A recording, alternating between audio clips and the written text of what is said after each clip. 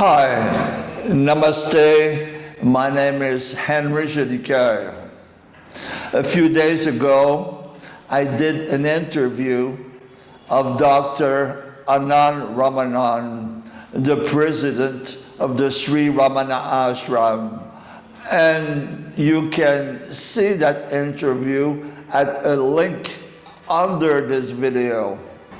Yesterday, I received an email asking me, Henry, could you explain how one become the president of the Sri Ramana ashram?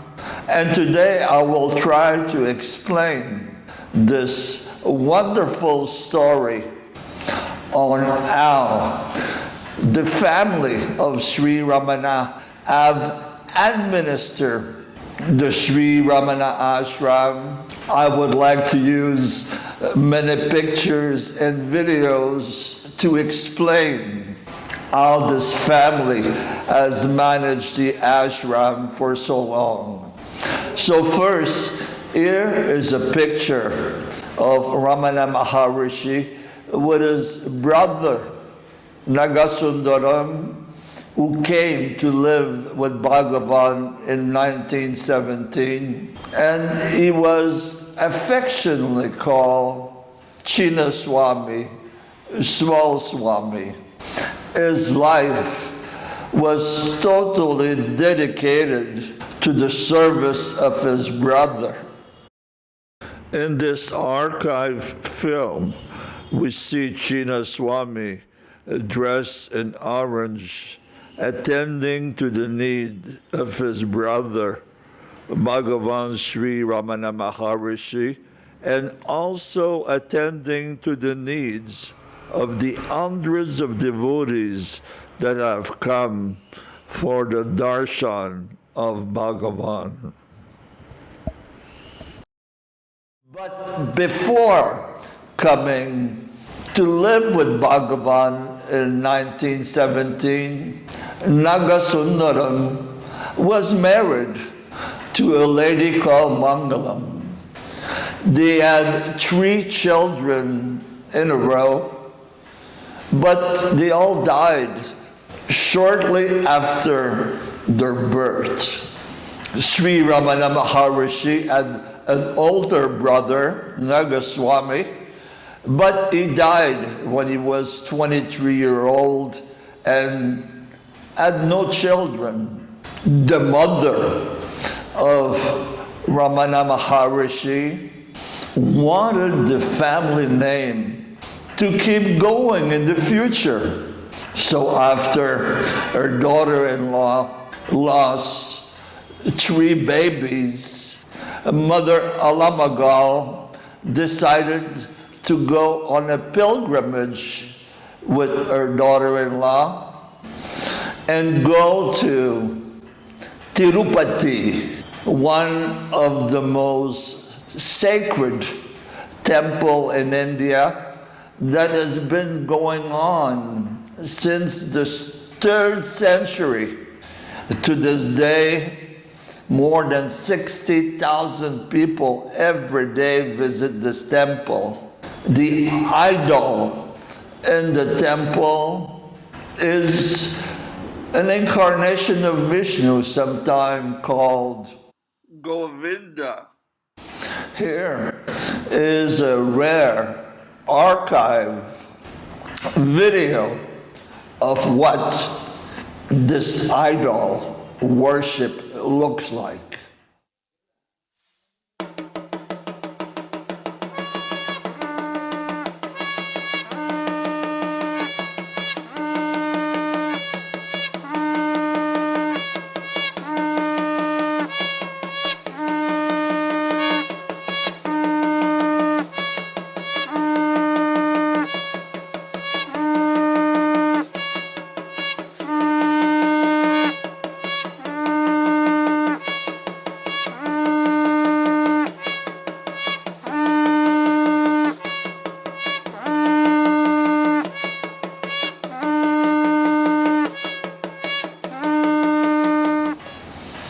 When Alamagal and her daughter-in-law came back home.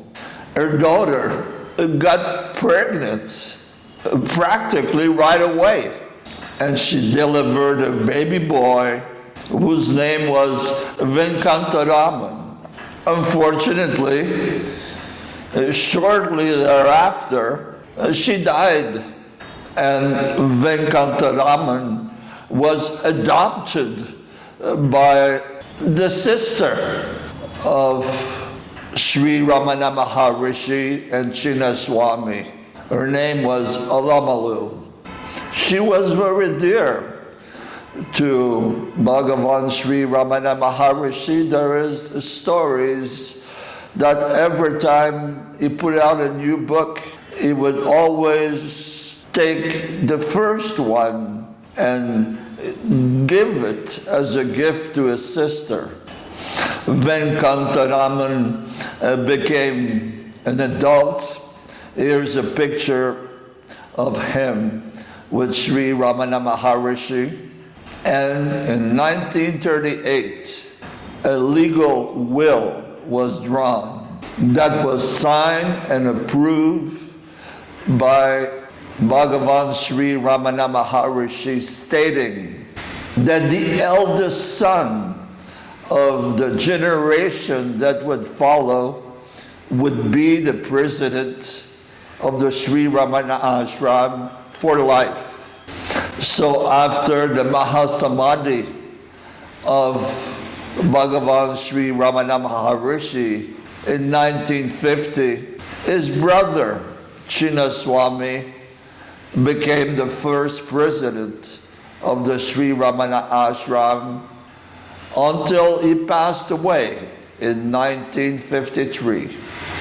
Then Venkataraman became the president of the Sri Ramana ashram from 1953 to 1994. He was president and took care of the ashram for 31 years. At the end of his life, he took sannyas from the Shivananda ashram. There's a picture of him then, and he took the name Ramananda Swami. Then he gave the responsibility of the ashram to his son, Mr. Sundaram, who was president of the ashram for 26 years. I had the privilege to interview Mr. Sundaram in 2014. I thought he was a delightful gentleman. And you can see that interview at a link under this video. In my interview, I asked him a question about his belief in Ramana Maharishi, because he was from the family. Did he ever have any doubt of the realization of Sri Ramana Maharishi? And this is what he said. Now, because you were born in the family of Ramana Maharishi, was it hard for you at one point in your life to accept Ramana Maharishi as a saint, or was it natural? You never had any problem, no doubts? No doubt about it. No doubt. No. I don't think I have any. I'm very different from anybody, because Bhagavan was not seeing anybody as different from me. You're right. Sure. Yeah. I am not different from you. It's the same. In a way you are, in a way you're not. Anyway, that's what people come and do namaskaram to me. I tell them, what is that? I am not Bhagavan. Go to Bhagavan is very much there. Yeah. Go to him.